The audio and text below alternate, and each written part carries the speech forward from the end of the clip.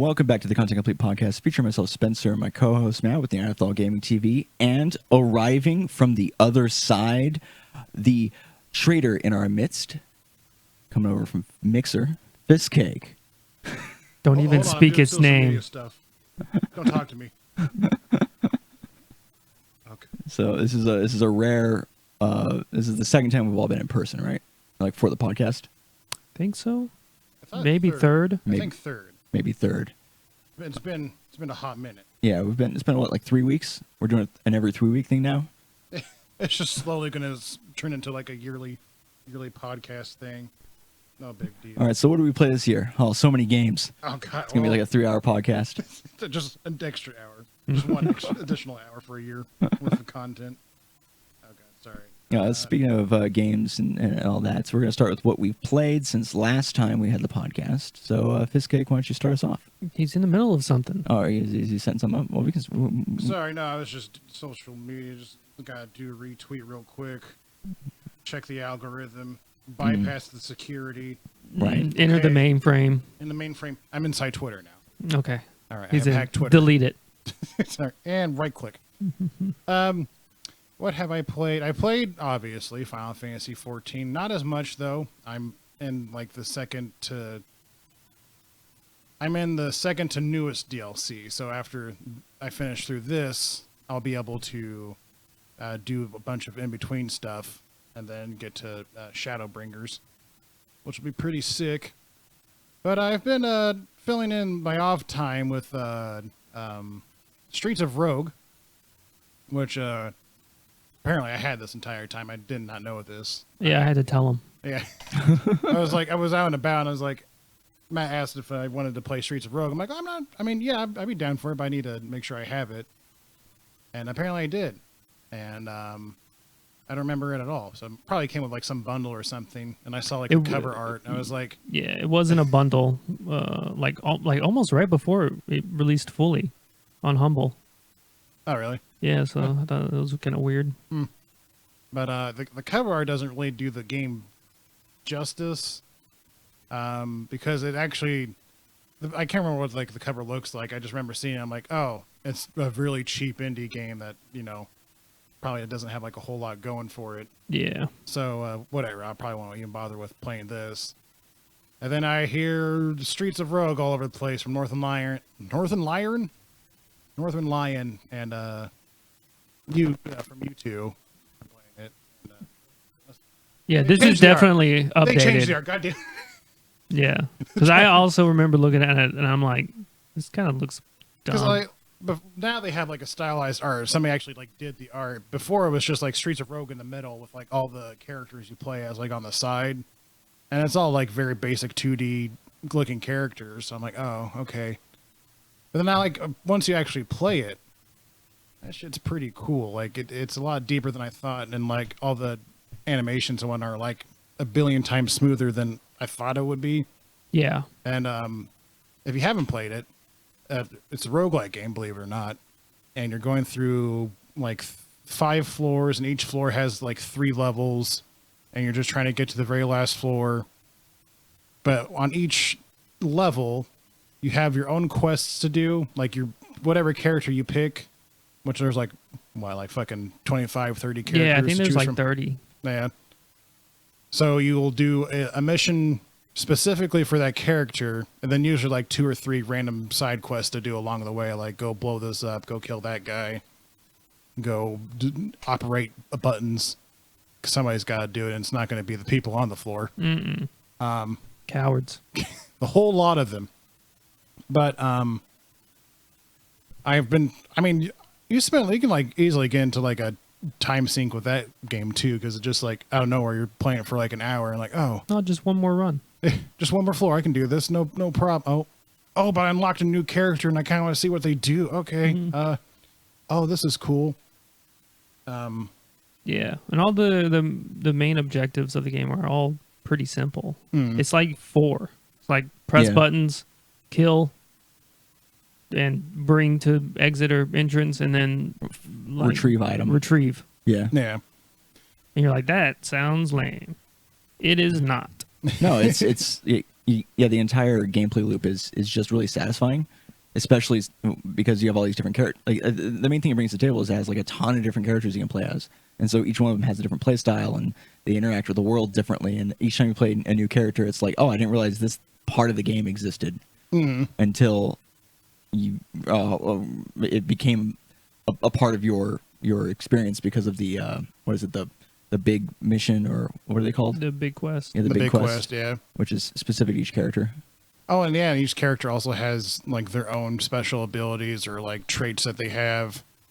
Like some of them can't speak English, some of them can't use computers because they don't know how to work technology, but they get like a throw power that you discover 5 runs later on because Matt says, "Hey, don't forget to use that special button." I'm like, "Oh, that button. I always forget about that button."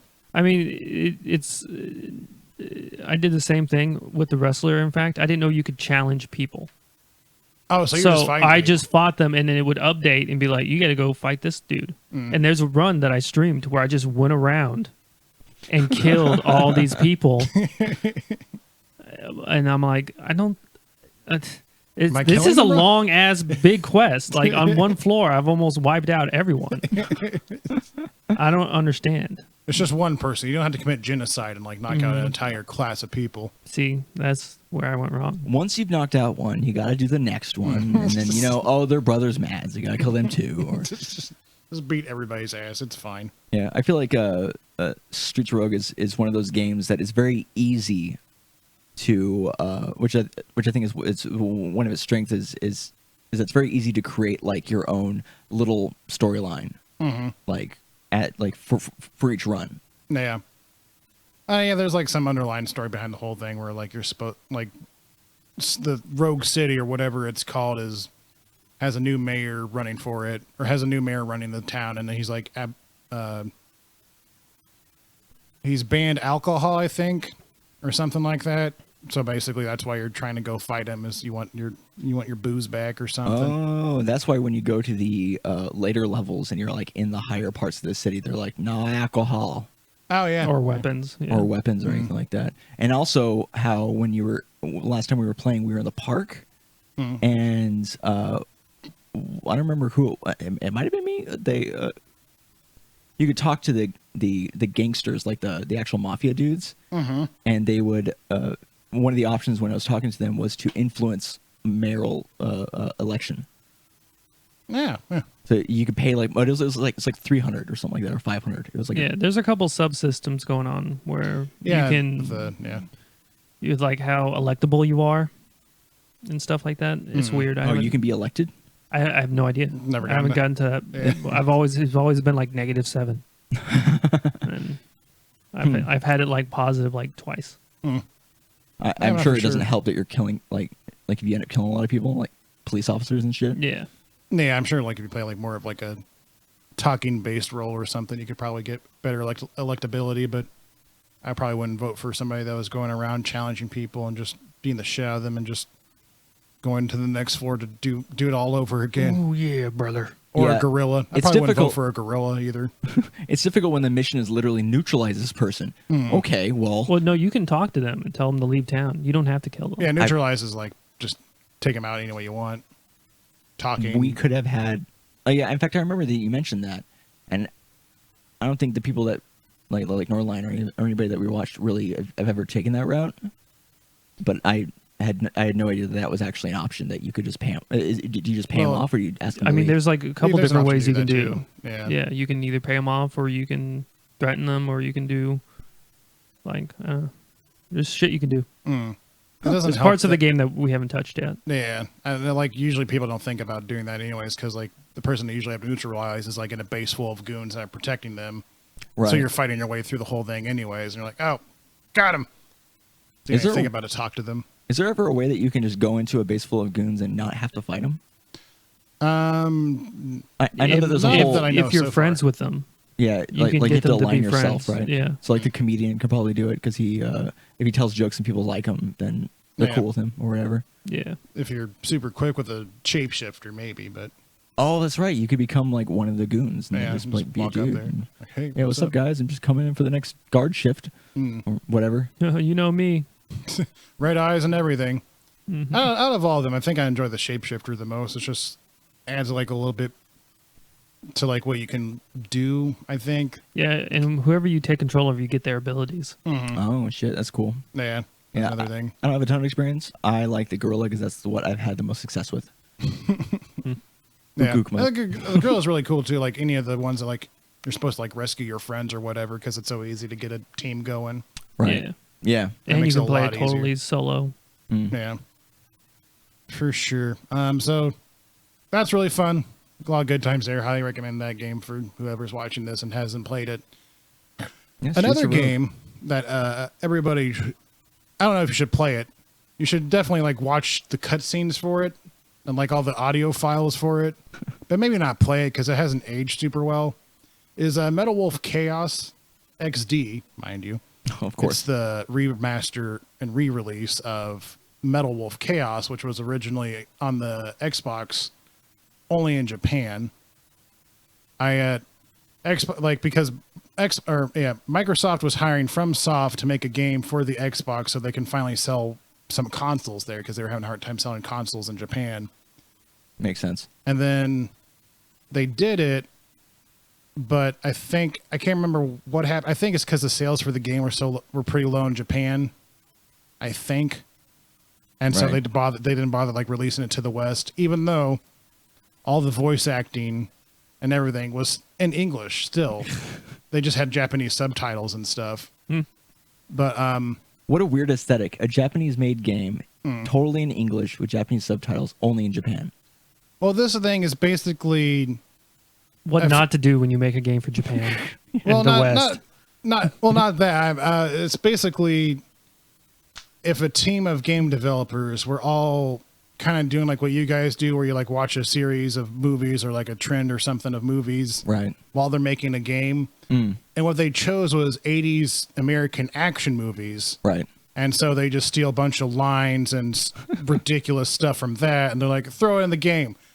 Are you sure? Yeah, no, it'd be great. This is fine. It's totally normal to say, why? Because I'm the president of the great United States, as you're like suplexing fucking tanks off of like the Manhattan Bridge and destroying the bridge in the process. There's surprisingly a big amount of chaos going on in Metal Wolf Chaos. Huh. Yeah. Because like the first few missions or whatever. Let me back up. People probably don't know the story of the game. Let me explain this to you. There's a coup d'etat happening in America, and they're just slowly taking over the states because they're trying to like push like America's dying. We're selling out to the highest bidder. Blah blah blah. That sounds like today. It sounds like today. It's scarily accurate. But then the coup d'etat forces come to the White House, and they're going to take over. And you, as the president, you play as Michael Wilson, the president of the United States. Naturally, he talks to his secretary, and he says, hey, give me my mech suit ready, would you? Because, as we know, Trump has access to a mech suit, which is probably the most terrifying thing. He would know how to use it. We're all good. I mean, I don't know if he would fit in it, but anyways. So he says that, and then suddenly it has like that classic like mech scene where like, oh, you're suiting up and whatnot. And I'm still confused by the proportions of the mech because it's more of like a power suit. Right. But then you're also like, sometimes you're taller, like you're like a lot bigger than tanks. But sometimes you're not. So I don't know if like what they do in the cutscenes makes it like scale differently, or if just the bodies are weird. I don't think they cared. I don't think they cared either. Yeah, I mean, they weird probably, thing with perspective. yeah, that's all it was. Like the Lord of the Rings movies. Oh, And yeah. so the coup d'etat forces come to your front yard, and I'm like, all right, I'm gonna take care of this coup d'etat myself. Coup d'etat. Because I don't want to put the American people through another war. And so we make like a hasty retreat from the White House because the whole force is there. Mm-hmm. And as you're leaving, you see another mobile suit on the ground, and you recognize him as your Vice President, Richard Hawke. Ooh, Richard Hawke. And then that will cue one of the many times where Michael Wilson says, Richard! Happens almost every time he sees Richard, it's just always shouting his name. Roberto! Richard! Ah, I hate you so Jason? much. Robert! Michael! Oh, yeah. So Jigglypuff. the vice president's voice acting is... He's very, very snarky for supposed to be like a big bad villain. Oh, so the vice president's the villain. He's doing the coup. Yeah, that's like Classic Cheney. That's like the plot. All right. Maybe that's where they got it from. You know, who knows? It's 2000. I think it was made in 2008. So I can't remember the timeline. That's more recent than I expected. That is way more recent than I expected. Oh I was yeah. thinking like 2004. It came out for the Xbox 360 No, Xbox.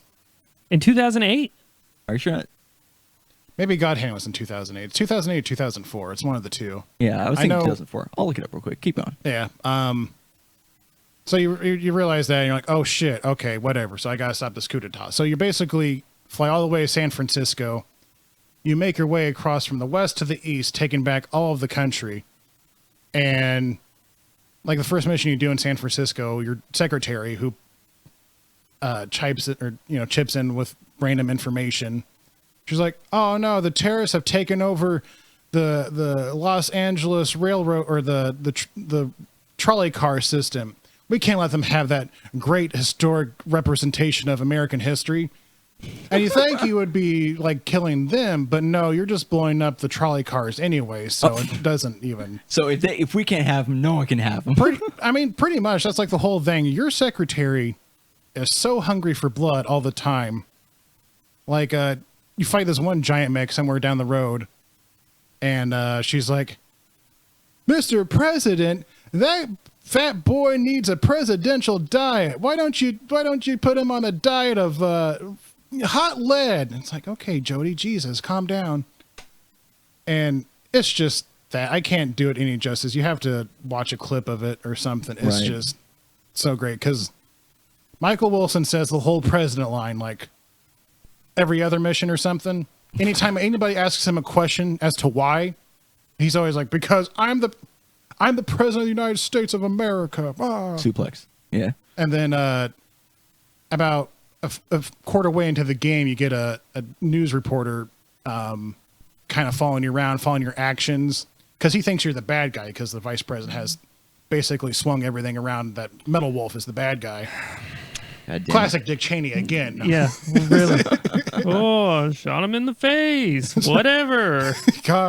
Get off my back. And his thing is, this is the whole thing, because yes, the pen is still mightier than the sword. And he says that every time he leaves the scene. Because he's like, well, Metal Wolf has destroyed so much of our American military forces, but I'm not going to stop reporting because, yes, blah, blah, blah. It's like, oh, okay. All right, see you later, Everyone's dude. got to have a catchphrase and a sign off. I think... Maybe both or one for both. Yeah, everybody's got to have their own thing. I think Michael gets kind of tired of the whole thing halfway through because in one mission specifically, towards the end where you're like suplexing that giant tank off the bridge, Right. somebody's talking shit. It's either the news reporter or Richard Hawk. And literally his line is, whatever.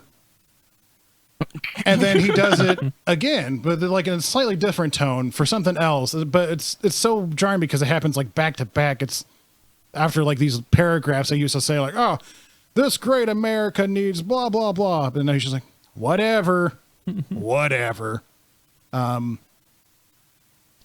Oh, by the way, it is 2004. 2004. Okay, gotcha. I knew because I was going to bring up a point where I thought for a while with God Hand, I would want like a sequel to it or something. But after playing this game and playing God Hand, they have like the kind of like the Euro jank of the Japanese variety, where like the story is just so fucking weird and it doesn't make any sense. But the lore of the story is more interesting than like what's actually happening right now.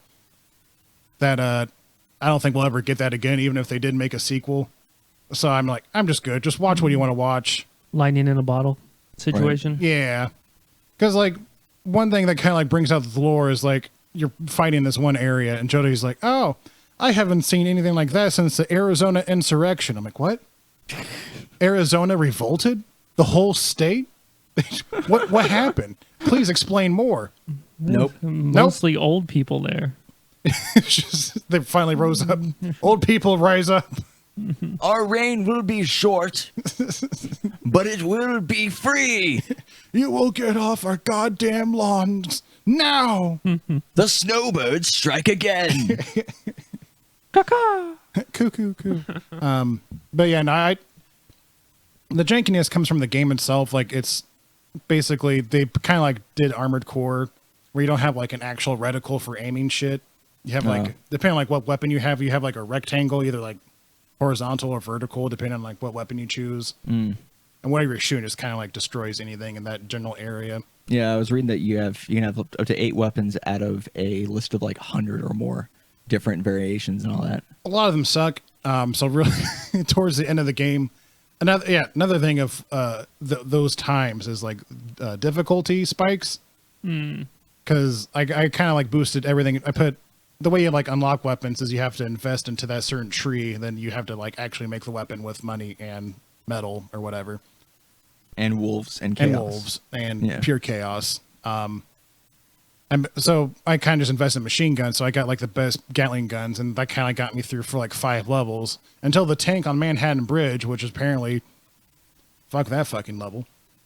I had to grind out for some heavier weapons, and bigger weapons like rail guns and multi-missile launchers will take like 2 of your slots. Oh shit. Because like the way you select your weapons, it's just like you have like a right hand slot and like a left hand slot, and you just cycle through and then you set it. Yeah. So if you pick a big weapon, it takes 1 of your left and right hand slots. Oh. And okay. Yeah. Yeah, it's a lot easier when you see it, but I had invested like a railgun and a sniper cannon, not a sniper rifle, like an actual sniper cannon for the final boss, because that the difficulty spike in that went straight up. Because what happens is basically Richard Hawk and his mech pilots another bigger mech. Mechception. Yeah, the mechception. It's like a big mech, you know? A mech within a mech. Not to be confused with what happens with Power Rangers or Voltron, where mechs create a mech. No, it's a mech inside of a mech. The only time I've ever seen it done is that in the Gurren Lagann show, the anime, where basically they just You've gone down a road I can't follow. Well, that's what they happen. Like they like basically in the show they get a head and then they get a body, and then that at some point pilot's a bigger thing, and that pilot's an even bigger thing. It's just the Russian doll of mechs. Yeah, Gurren Lagann is a true mechception of video games or anime. But what was I saying? So basically, it gets so difficult. I had to cheese it. Like I had to go back and like behind some cover, and just like snipe him away with a sniper cannon. Hey, and whatever works, man. Yeah, for America, right? Absolutely for America. Also, at the very end, that's literally what he says. He's like, "Oh man!" As he's crashing down onto Earth from a space station, because he can do that and live. He says, "It's just another day in the Oval Office, huh, Jody?" And then it cuts to like 10 days later, he's doing a presidential speech and blah blah blah. Nice. So, if you want to experience yourself, I mean, it's $25. Have at it if you want, but really, at the very least, you just need to watch the cutscenes and like maybe go on like a wiki dive to see all the quotes and whatnot, because it gets stupid. Oh, they even So, sorry, one last thing. I swear to God, one last thing. Like it's like they make fun of their own writing at a certain point, because you find a helicopter boss and he's like, "Everything I do is for Sir Richard Hawk," and then like as soon as the fight starts, Jody's like, "Sir, what, did he get knighted or something?" And it's like, what? But you wrote it. Why would you make fun of it? You wrote it. It's like one person wrote it and they're like, "I think this sounds cool." And the other person's like, "What, did he get knighted or something?" I was like, "No, put that in. Put that in." Yeah, Jody says it. Yeah, she's crazy. She'll say anything. But so yeah. That's pretty much it for my games. Quick Final Fantasy 14 thing before we move on. We switch over to your guys' stuff, and we probably want to bring it up for the main part of the show, but they're talking about cutting the main story in half, so that basically the big 100, like they call it like the big 100, because it's literally a 100 quests before you get to the good part of the game. Wow. And Heaven's they're so Sword. aware. Yeah, and that like the first expansion, because it's like 50 for the main quest and 50 for the in between stuff. Mm-hmm. Because they were trying really hard for people to like, they're trying hard to make sure that you had like more bang for your buck at the time. And it was Right. okay at first, but then now that they've had 2 expansions and all this shit, they're like, oh, we really front loaded this shit. Oh no, oh god. So now they're going to cut the main story in half. So, Which is probably for the best. yeah, I would highly, if you plan on playing it at all, just wait until that happens so you don't have to do what I had to do twice. Or do what we tried to do and gave up on. Oh god, I went through that twice.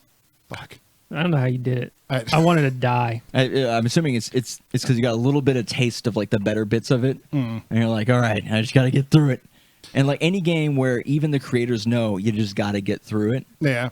like something needs to change. Oh, if you go on to any like Final Fantasy 14 stream and you're like talking about where you're at, and if you say you're in within the first big 100 or whatever, like, oh, you got to keep going, you got to keep pushing. I swear to God, it really does get better. If you need help getting through some shit, let me know. I'll help you out.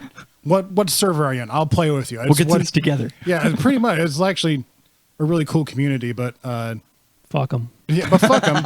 Like Matt said, just fuck them. Just wait until they fix that and then play. That way, you're not. And then it'll be tolerable. Yeah, then it'll be okay. Maybe. We'll see. No, it'll be better. If they cut out half of that, that's like. What's interesting That's about easy. that is, are you going to get more experience for each quest then? If they're going to cut out half the quests? No, they're gonna. I mean, not obviously, but I'm sure they're gonna like balance it Okay. because they changed the experience thing before once they had the first expansion, because at the first time you're only up to level 50. Right. And then, so they just made sure, like, by the time you get through the main quest, you are at level 50. So they'll just like figure it out, basically. Yeah, probably. they'll scale it accordingly. Plus, Okay. with like, if you do your dailies and whatnot, it doesn't really matter. But yeah, I think that's about it. What have you two been up to? Video game wise, besides Three Houses, we played a bit more of Evil Within 2. No, we didn't. Not We since the haven't last played it. podcast? Yeah. Okay. I thought we had. My bad. It's been a while. It has been a minute. You've been playing through Hades. Yeah. They added Hades as the final boss. And Ooh. he kicked my ass the first week he was out. Did not win. I don't think at all. And then What did you they say, the final boss? yeah. Like, this is going to be like the final boss for the whole game, or? Yeah. Oh, cool. Okay. I'm pretty sure until like this is going to be it until they add this shit in 1.0. Oh, gotcha. Okay. But yeah. And then, well, okay, I lost my train of thought. Playing Now we're at Hades. this The- weird moment where just kind of the first- mumbling. The first week, And then, you yeah, I First kicked week your is ass. kicking your butt. yeah. And then The second week. the happened. second week, I think I won 3 out of 5 runs. Ain't bad. And then this week, I think I won 3 out of 5 runs. Runs take about an hour now. Wow. But it's like 30 minutes in game time. Because of all the menuing? Yeah. Well, just like because of menuing, I should say. Yeah, Yeah, try and to it figure out what you pauses the want. timer for like whenever you're in like a talk bubble or whatever. So, Gotcha. It's made it super easy for speedrunning. yeah.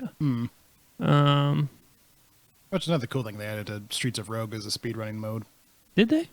Oh, shit. Yeah, it's in there. I was looking through the mutators or whatever, and like they have a couple. I haven't options even for looked that. at any of that. That's cool. Yeah, check it out next time. All right. Oh, shit. Sorry. Yeah. Sorry. Want to run with 1 HP on my last life. Whoa. That was pretty sick. That's crazy. Nice. I had a run where I did the most damage I think I've ever done with the bow. Wow, with the bow.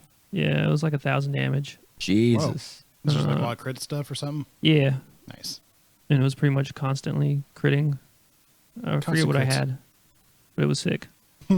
I loved it. I had 2 runs that were just awful, where I was like, this sucks, dude. I just got ground down. Yeah, that can happen if you don't get like the right items at the right times and all that. Not to say that the game depends on you getting items at particular times, but No, I think is super balanced. I think. yeah, I played bad, so that didn't help. yeah. If you take a bunch of damage in the beginning, you can So get in a like I get like situation- the bonus damage, heirloom or what the fuck did they get? Keepsake, and I think I had it like at 10% at the end of Asphodel. Mhm. So that's you gain 2.5% every time you clear a room without taking damage. Oh yeah, so you So- weren't getting anything out of that really, right? Yeah. So, probably like 25 floors or so worth of, or rooms worth of damage I missed out on because I was just bad. Yep. It happens. That's crazy though. So So I just traded that motherfucker out. Done with this. Still So- lost though. I'm not sure. Did you want to talk about like the new floor and the boss in more detail, or did you want to avoid that for spoiler reasons or anything like that? I mean, I already said it was Hades, Right. I'm sorry. Yeah, I guess. and I don't think it's like a big super secret. And the game's it's just been out for a couple weeks now, right? Yeah. So because I was going to ask, you had mentioned that you end up fighting Cerberus. No. So they give you like 5 or 6 different paths you can, motherfucker, 5 or 6 different paths you can go down, and they all have like rewards or whatever. And at the end of one of these paths is a satyr sack, which is just like a sack full of meat and like a full heal, and then like whatever the reward is, and you just give it to Cerberus, and he fucks off. Oh, nice. He just leaves. Mhm. Oh, so He's like your friend. You can fight him, but then if you get that certain thing. No, you don't fight him at all. When did I say that you could Well, then fight? why you you just give him the made sack? assumption so that you don't have to fight him. But there is no option to just fight him.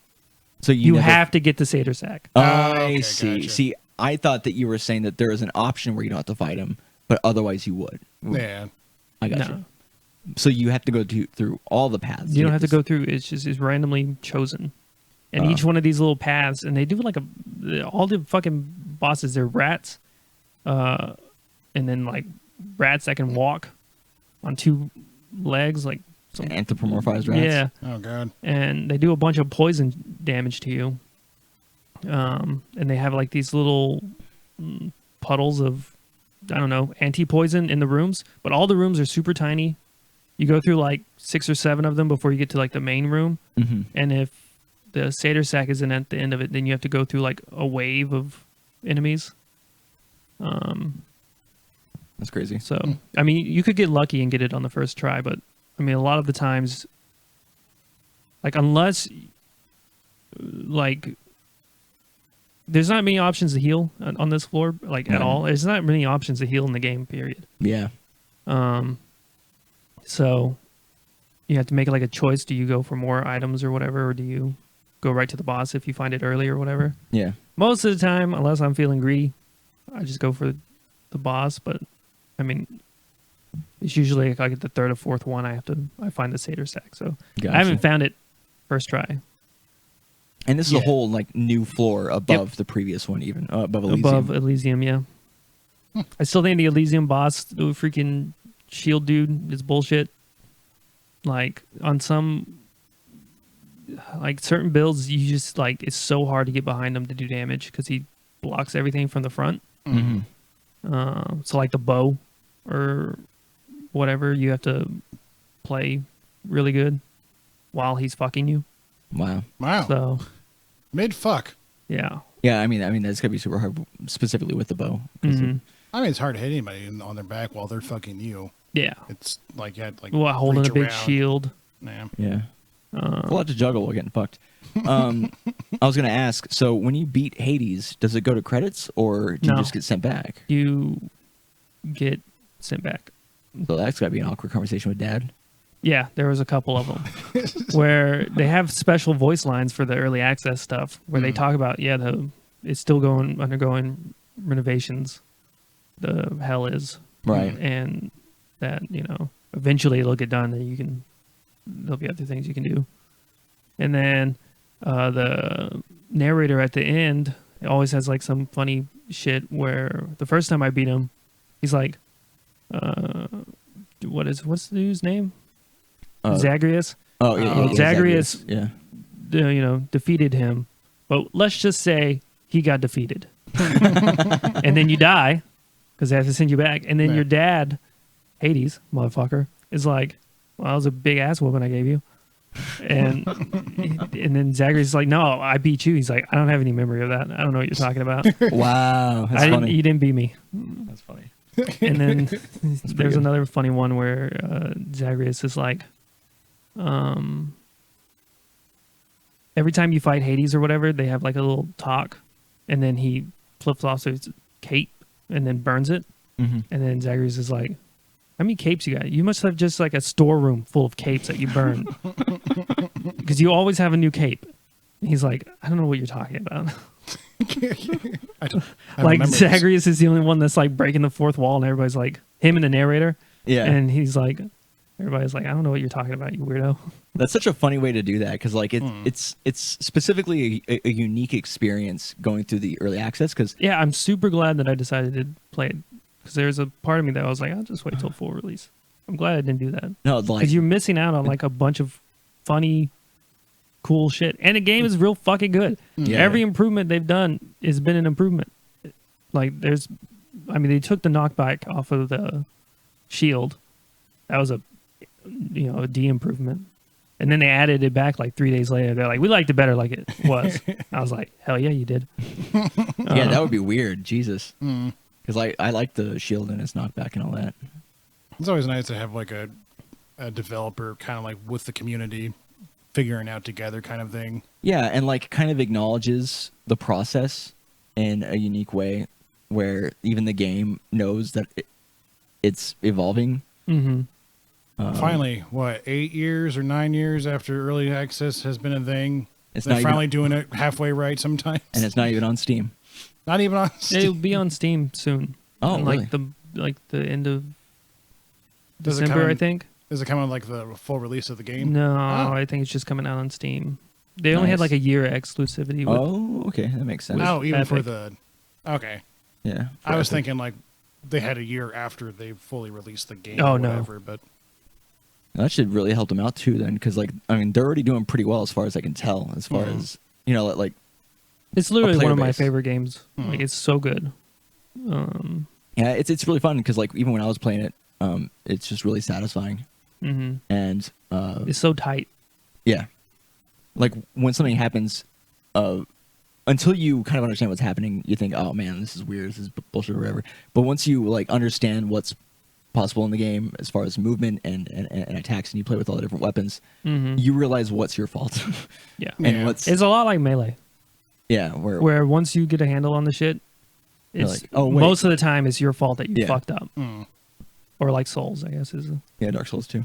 Oh, yeah. is Depending on which Souls we're talking yeah, about. If it's, depending on. But I wonder Yeah. if Epic's tail would have went down a different route if they just bought out these little companies. I and mean, help them Supergiant along. is not. I wouldn't Or say not- little. Not little, but Smaller. Like double A. yeah, Studios? double A or like whatever. Like basically, Buy helping the it- studios instead. no, not even buying the studios. Just like helping, I guess, early access games or helping games get along rather than buying the game outright and saying, "All right, no, only here." No, it's like, "Hey, hang out with us for a bit." I mean, that's what they're doing with the AAA. I don't know what my point was. I just Yeah. maybe Well- if they didn't buy so many AAA games and did like smaller games, they probably wouldn't have been as huge as a backlash.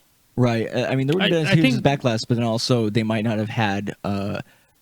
They might not have been able to do their store so successfully if they hadn't roped in a couple of other bigger games too. Yeah, you're not gonna like get people to download your shit with like.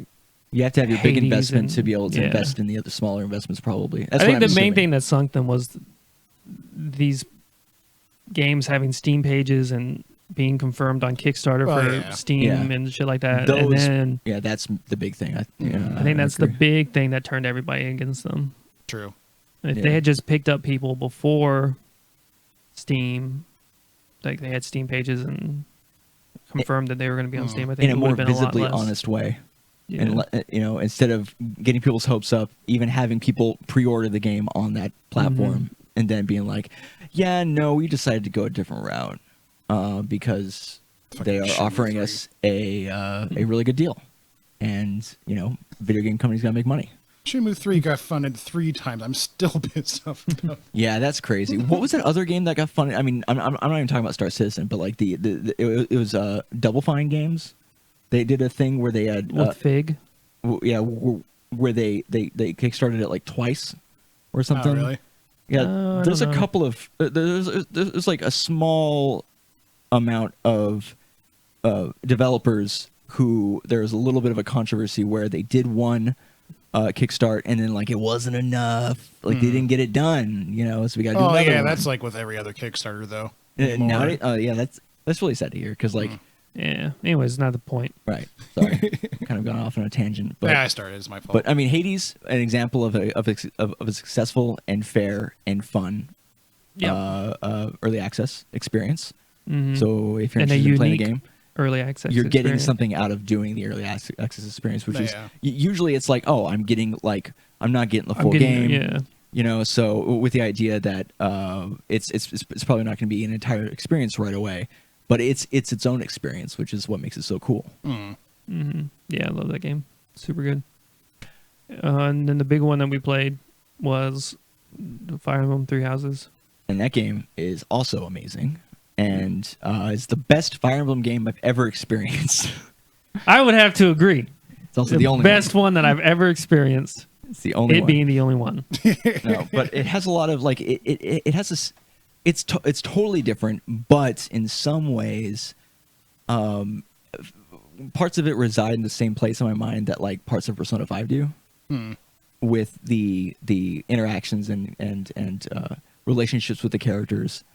All the characters are written super consistently. Yeah, Like if they have quirks or whatever, like they bring those into multiple different storylines involving totally different people. right. Yeah, Um, which is really cool. yeah, which Yeah, I is bet like that's the coolest part of the game is seeing the crossovers between other characters rather well, than yeah. just Like you interacting them. I had stole Dorothea from A different house. Edgelord, and she had like I was super surprised that she had total like character building with people from the Blue Lions. I didn't expect that. Like separate. Yeah, like separate. unique character building. Mhm. Yeah, it's really cool. Like she had it's crazy because it feels so organic, right? Yeah, it you bring doesn't her feel in- like it's jilted or anything at all. Yeah, you bring her in, and the first couple of conversations that you have with her when she's joined, it's like she's just joined, or like she's not she's a part of the group, but she's like She's not like some secret character you unlock, and she's just there for you to select from Yeah. in the future. she doesn't start with like all these relationships, and then you watch because like they have these little moments where you go through and watch the other characters' interrelationships happen with different conversations, and with them like with each other without the main character each other, being yeah, there. without Yeah. any main character involvement. And it's just cool to see them kind of introduce each other and talk about what they like, and then have these little interactions. Like one of them, is trying to cook, and so they help out. Oh man, and they act like it's really good food when actually they're really bad at cooking or something. Just a bunch of stuff like that where it's just neat. I just like it. Yeah. Yeah, it mean, all it's comes gotta- about really organically. Sorry, go No, ahead. you're okay. I was just saying, like, it's got to have a really good story thing to it because it's a strategy RPG at the very base of it, Yeah, and I've seen and almost everybody playing it. Right. And nobody plays strategy RPGs except for yeah. the very few, except for Spencer. Spencer is the one that plays strategy RPGs. but- Yeah, like it's weird because like I don't know, I really enjoy strategy games and stuff like that. I don't play them nearly like at all anymore, Yeah. and it's just because it's such a time sink. But part of it is a lot of strategy games they don't have an inherent story like this, right? It's kind of like this sandbox vibe, and so there's no like characters really. Yeah. Yeah, Which is something that this type of game really brings to the table because you can like look forward to talking to them and stuff like that. In a lot of other strategy games, it's like it's just you versus them, and you're just you have to create like a little like you have to role play it in your mind, like Yeah. oh, I'm going to be a benevolent guy, and I'm going to be fair with my enemies or whatever. I'm going to be a traitor or something. But in this, I mean, because it's obviously it's not a 4X game, right? But the strategy portions of it is a huge part of the game, but they kind of like infused all of the inter-character relationship parts in with also doing the missions and the quests. And so if people are next to each other and they do an action or help each other out, they gain support for each other, like throughout the quests or the battles, which just builds into the stuff. And they'll even talk about like battle events and stuff like that. Like, oh man, out there, you put yourself at risk. Don't do that. I care about you. Like stuff like that. It's like really cool. That is really cool. Oh yeah, I totally took over that, Matt. Yeah, but, motherfucker. Sorry. But no, so I've completed the whole Blue Lion arc. I will say, by the end of the Blue Lion arc, I got kind of tired of hearing about tragedy in Dusker because they brought it up all the time. Was there a tragedy there? There might have been about 9 years ago. So it's fresh in their minds. I see. Okay. Yeah. I thought it'd be like some epic battle from like 100 years ago, like it usually is. No, I mean 9 years. It's important to the story. It's important to the story. It's talked about in kind of a similar way every time. Yeah, gotcha. They talk about it. It's like, I don't know. It's like if you're really good at something, like I am with guitar. It's like, you kind of find a way to brag about it. Like I just did. Yeah. But they would just kind of eke it into conversations where you're like, I had even made a joke where I'm like, oh, blah, blah, blah, and the tragedy of Dusker or whatever. And then like 3 lines later, they talk about it. Yeah. You got it. You finally got the video game ESP. I know. I stole it from you. I learned it from you. Oh, my God. Every time you hear the word tragedy, you just have a mental breakdown. But yeah, they talk about it a lot. So I got kind of tired of that. But other than that, I super enjoyed it. Is there Lion Squad for life? Get fucked others. Sorry. No, I'm sorry. Go finish your thing. I was gonna. Oh no, I was just saying get fucked other houses. Oh, gotcha. Except for Dorothea. And maybe Leonie. There's a couple. Is there like a fourth story if you beat the 3 houses or whatnot? No, well, let's not get too much into it, but there are 4 storylines. There's 4 storylines. Or 4 endings you can get to. Yeah. Oh. Yeah. Oh. And you don't have to beat the game prior. You just have to pick. It's based on choices. Well, yeah, based on choices, which house you pick. Yeah. So like the Blue Lions, they're kind of, you have a path. The golden deer have a path, and then the red house, the black eagles. Yeah, they were red a lot. Yeah. The black eagles, they have 2 paths. Yeah. Oh, okay. Oh, I figured it'd be like one for each one, and then like a 4th one, like you unite all 3 houses. Hurrah! That's not how the storyline happens, and I'm really happy to hear you say something like that, because that means when you do play the game, it's going to be like, oh, this is what happens. I heard there's like a badass time skip or something like that happens at some point. So that's all I know of the game. I've heard you guys and other people talk about it, and I've seen like the occasional, oh, this is my waifu screenshot. Or if you look I at don't this really get down model, with that. If you look at this character model in a certain way, she has huge bazongers. Oh my god! Yeah, okay. I will say that I married Dorothea at the end. Does she have and huge bazongers? She has, like D's, right? Yeah, D's? They're like D-size breast. D. Oh, no, not like D Anna the girl.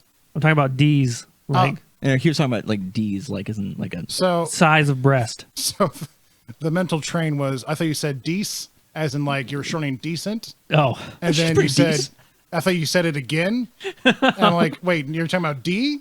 And then now here we are. Okay, all right. Sorry, now we're on the same page. Sorry.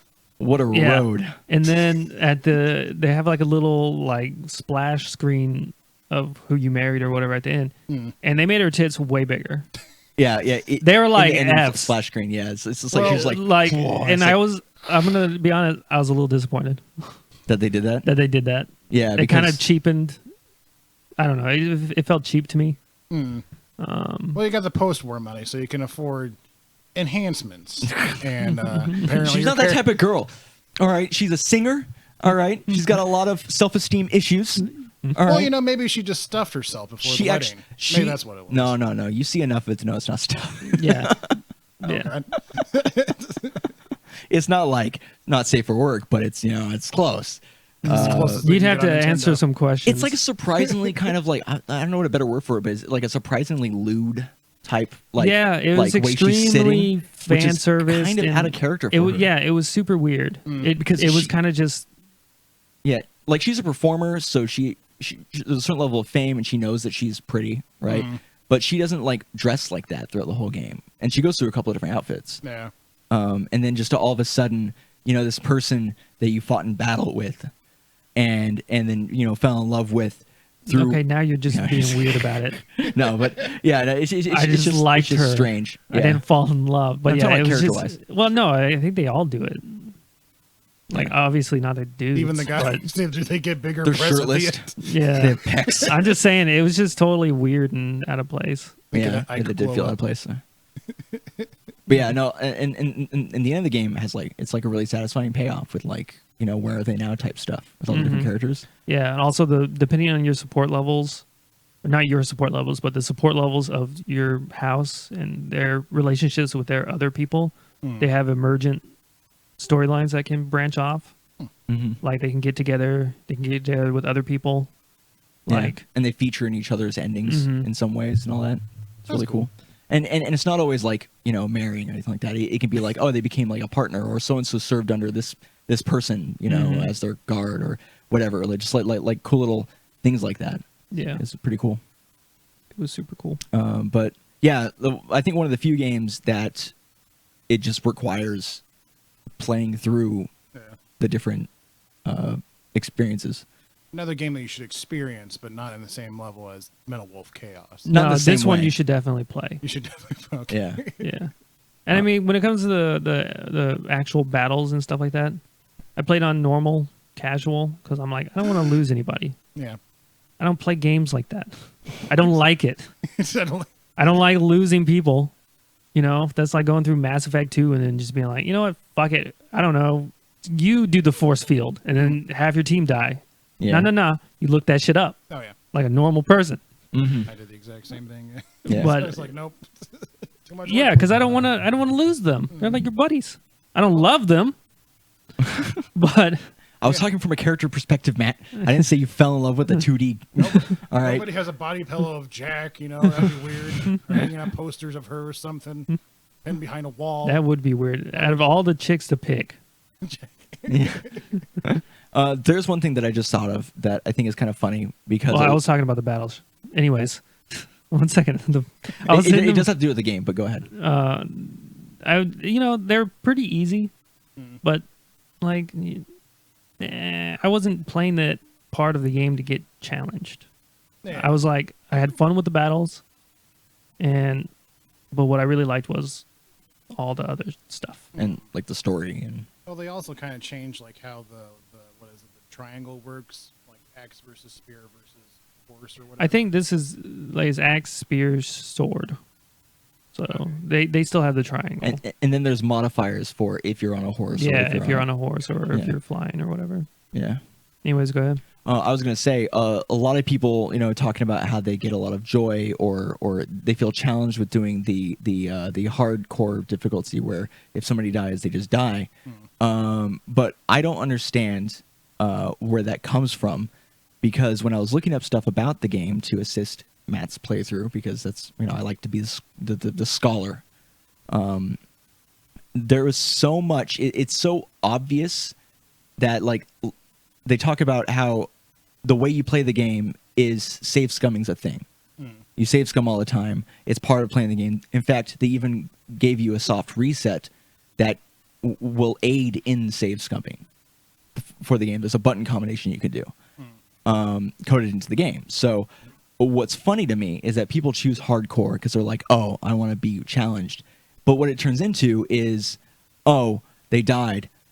I'm going to reload the game real quick. Yeah. It doesn't change anything. It just forces you to go through the same battle again. So casual versus hardcore, to me, is do I want to save scum?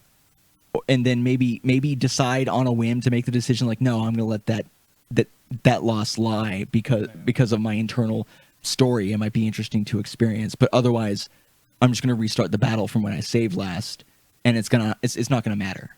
Yeah, and you get a time rewinder. Yeah, and the main character has a time rewind ability. Oh, that's your unique thing or whatever. Yeah. Which is this isn't even the first game that has that.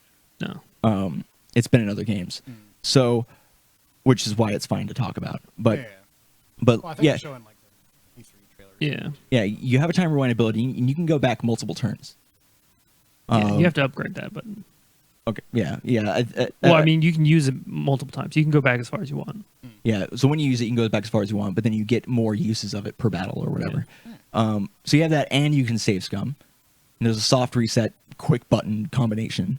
So like, there really isn't like a huge difference besides, I guess, the way you feel when you do it. Like, I was listening to a podcast talking about the Fire Emblem series as a whole, and they said that like the permadeath thing. They're like, well, because one guy did one way and the other guy did one guy did it that way, and he's like, well, yeah, I was gonna do hard mode, but then I realized I was probably just gonna save scum anyway, so what was the point? And the other guy was like, well, yeah, I totally understand that, but for like, it's kind of like his own personal thing, but I kind of like understand it. Is that like what he does is like if he thinks like whoever dies in battle dies like in like a worthy way, like they're having like he like role plays it. Yeah, like having like an epic battle with like some end level or like end game boss or something. He just lets them die heroically or something. I'm like, Yeah. I can see that. That makes sense. But yeah, no, for the layman, yeah, just might as well just do casual because you're just gonna be wasting less time. Yeah, and I could see that. I think that would be fun if you go into it with that mindset, like, Yeah, for sure. like if they fall, did they take out a bunch of people? Was it cool? And then that kind of feeds into your internal kind of like experience of the game. But if you're playing for the first time, you want to experience the story, and then you're just gonna save scum anyways, then might as well just play in casual. Yeah. And we even had a moment in an undisclosed portion of the game in a particular battle where one of the characters he got into a situation where he took out like a ton of people. It was Sylvain. Yeah, I know who you're talking about. Yeah, he took out a ton of people, and like in this one turn, and then eventually got taken down. It reminded me of like that Boromir scene at the end of Fellowship of the Ring, where he gets hit by like a ton of arrows and keeps going. Yeah. It felt a little bit like that, and then eventually got taken out. And like we could have gone back. Yeah. Oh yeah. We could have gone back, and or I should say Matt could have gone back because I was just here experiencing it, and like redone a bunch of stuff and tried to save him, but it kind of like gave us the opening to just do what we needed to do in that anyways. And so it was like, I mean, he didn't die though. Yeah. He was like, oh, I need to retreat. I'm like, okay, cool. Yeah, and I think I had only lost like 5 people total in 70 hours. Ain't bad. Did they give you an amount of time that you played the game? Yeah. 70 hours? Yeah. I was going to ask about that. That's crazy. So it's not like I said, it was, the battles are fun. I'm not trying to work overtime, Yeah. trying to figure out shit when, whatever. And if I get a choice, I don't like playing on hard mode. Or not hard mode, but permadeath. Yeah. It's just not fun to me. I don't want to lose people. Right. That's like, 70% of the game for me. So. Yeah. It's a really good game though. Like I'm considering doing like I was joking about how I wanted to do kind of a fun run where I do play on permadeath, and then I just like Spencer ain't gonna have nobody in his house. No. Because I'll tell you I'm why. gonna nuzlocke This it. motherfucker just suggests some of the dumbest shit. some of the stuff I suggested And works it's so great. overcomplicated. He's like, all right, why don't you send those people there and those people there, and then give like this, and then move them into the thing. Or I could just kill them. Sure. I could just shoot them with arrow. I don't know. That seems to work. I had a couple of but good what if you suggestions, Matt. did? You had one good suggestion. Okay, there was like at least 4 or 5. There was one. In 70 hours? Okay, I was only there for like 40. But He had one. Give him the one. I gave him the one. All right, give him the one. God damn it. I had I've, good suggestions. One last question: does anybody, without like yes or no, I guess don't spoil anything, but does anybody from the series come into this game? From Like other previous games? Yeah. No. No. It's kind of like I looked that up. I think it's standalone. Or if it is part of the overall thing, it's like I think most of the Fire Emblems are standalone. yeah, there's a core series that has like a good number of games in a row. I think it's like towards the beginning of the series lifespan or whatever. But a lot of the more recent games have been just kind of like their own thing. Yeah. I just wasn't for sure. I don't know if they would do that or not. Yeah. But cool.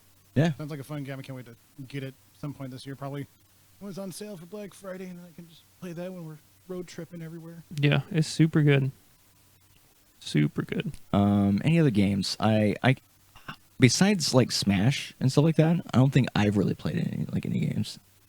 Unless you count like Wordscapes on my phone.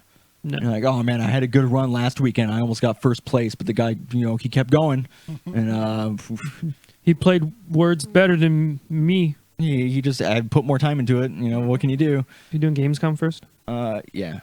I mean, I'm not even sure if we have anything else, but yeah. So we're gonna pivot and talk about Gamescom.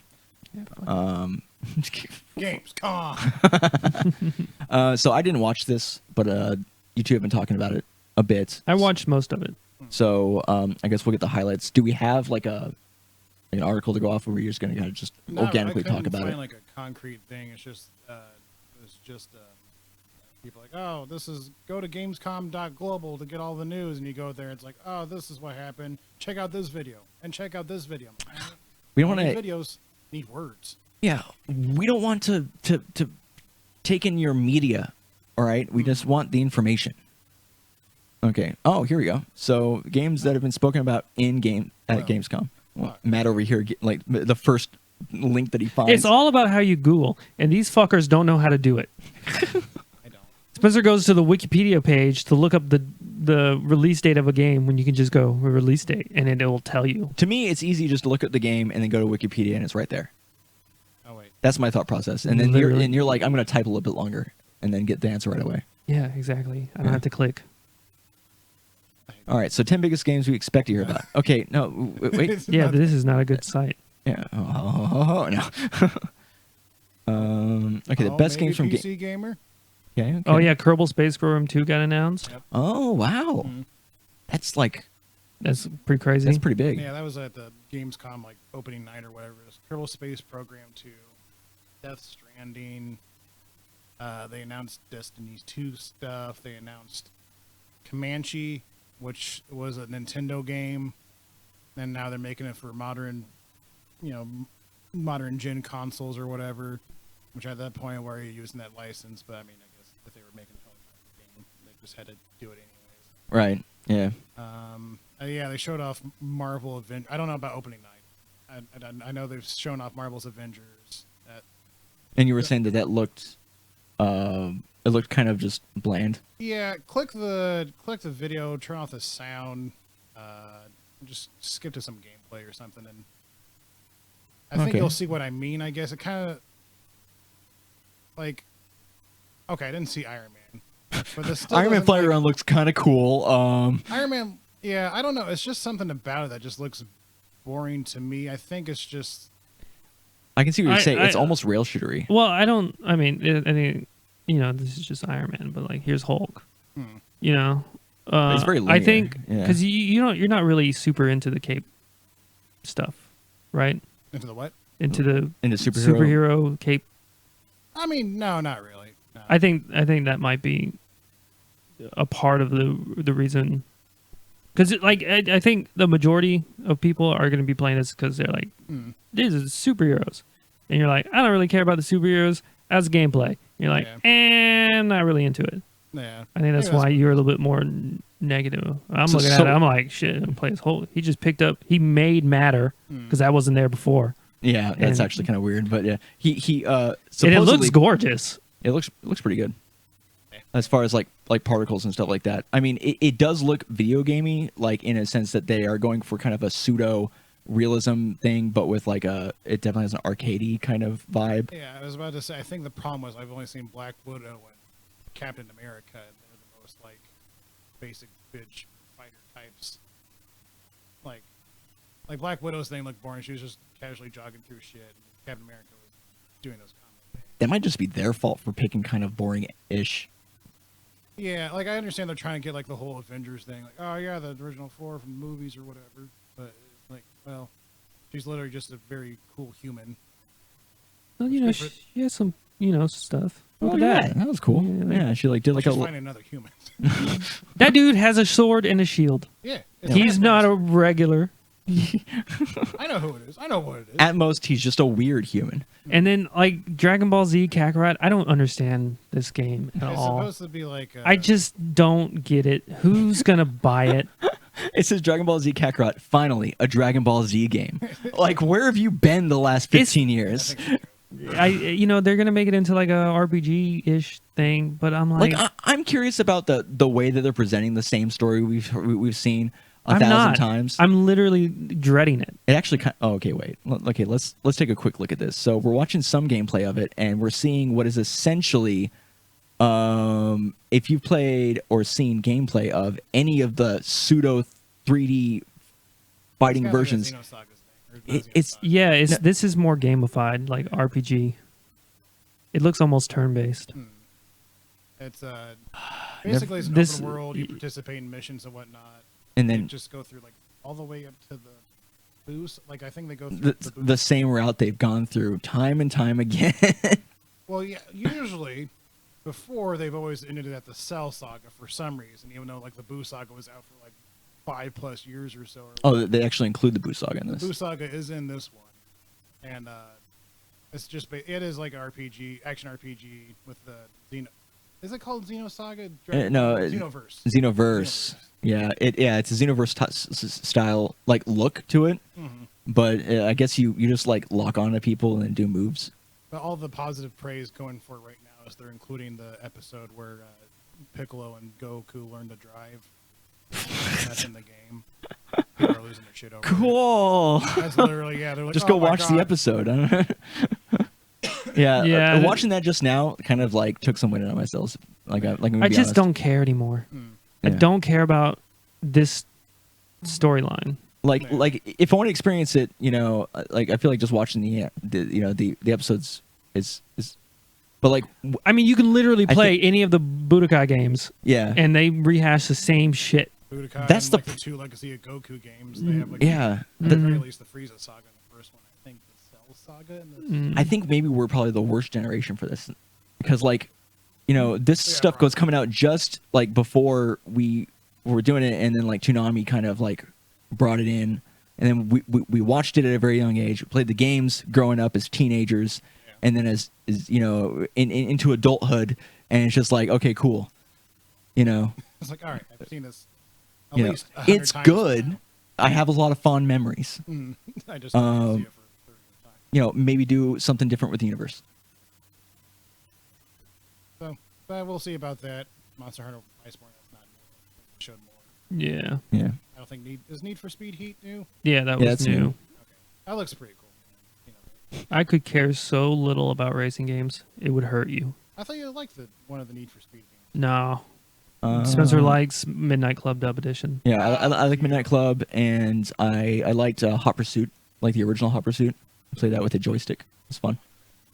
Witcher 3 for the Switch. I don't. Okay, you need to explain to me what your beef is with this shit, because I don't understand it at all. My thing is, why do you care if games are getting ported to the Switch? It's not the games being ported to the Switch is the problem. Is they show off the gameplay, and they show off all the stuff for it. And at E3 it bugged me a lot more, because I could tell even in the audience people were confused if to clap or not when Dead by Daylight was announced, and they showed like fucking jittering gameplay and whatnot for the Switch. Yeah, but that could have been on I just don't feel. I don't know what to do when it announced. It's really just all me. Like I feel like, because I'm like sick. Now people who've only ever had Nintendo consoles can play The Witcher. That's what I think. I go, that's cool. You're thinking about I'm not being forced to buy it. No, nobody is. Yeah. I'm just saying. So, and then you make a tweet. You're like, I cringe every time. I don't understand. I mean, I don't get it. Okay. Let me give my kind of like middle of the road kind of this centrist. You're the experience. reason why America's going down. You don't have you're not on one Did side. you of Jill the fence or Stein the us? other. No, but this is like a surprisingly political podcast. But Yeah, the way I am understanding both of your viewpoints, right, is that when Fizzcake sees that there is a game that, and for some reason, a lot of games that were touted for their really great graphics and Not Dead by Daylight. and okay, well, No, yeah, but there's a few examples like the classic being Skyrim, but then you have Doom, the newest one, and then you have Witcher 3, and so you see them, and then it's like, oh, they're pointing to the Switch. That's not going to look good.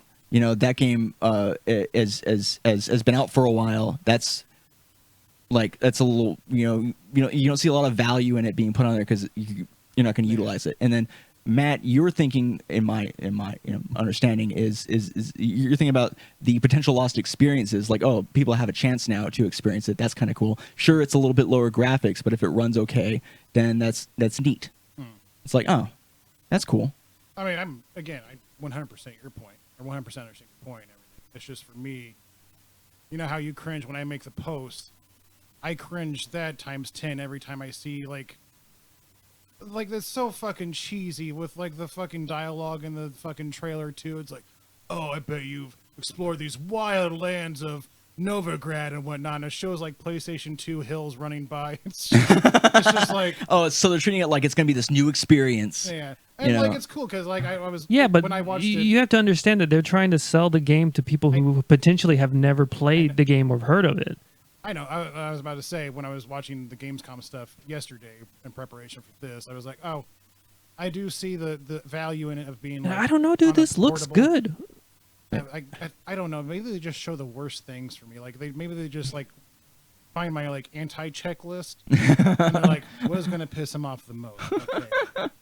Cheesy dialogue. Well, it's not cheesy dialogue unless, like, the fucking backgrounds is fucking stupid. Yeah. I don't know. I got you. Yeah, it's like the whole package of the way they advertise it makes it feel weird for you. So it's just mostly I just don't know what I'm supposed to do when I see it announced, and I just... And look at this God. Look at all the God rays. Howard rays. Like, they're so good. God, coward. I'm just saying, like, yeah, I don't... No, I get you. I'm like, yeah. And you also made a point. I'm just gonna murder you. No, but you also made a point of talking about how Nintendo should just stick to making first-party games. I think I just hashed this out. I'm just saying, like, they did that with the Wii U, and that failed tremendously. Yeah. So to be like, they should just stick to what they're good at. They were really like they just did that. Yeah, they were really, and it just backfired so poorly. Well, we came to the understanding, like, what I think is that they should do is have these fun consoles like the Switch and whatnot, and then, like, make the Switch Pro the next year, like what they're kind of doing. Yeah, except they did it backwards. Yeah. Well, I don't know who the fuck is buying the Switch Lite. Idiots. Yeah, I don't know. I was just thinking about that because it's like the 2DS thing all over again. Yeah, like what's happening? Don't even start the fucking You know what it DS is? stuff. I figured it out. Okay, you know who's buying that? It's everybody who has a Switch, but then, like, their kid that they can't trust with the Switch wants a Switch, and they're like, all right, let me give you this, like, kind of scuffed version of it. Like, here's, like, a cheaper, foolproof, you can't remove the Joy-Cons to the side, right? No. Nope. Yeah, it's like, there's no movable parts, all right?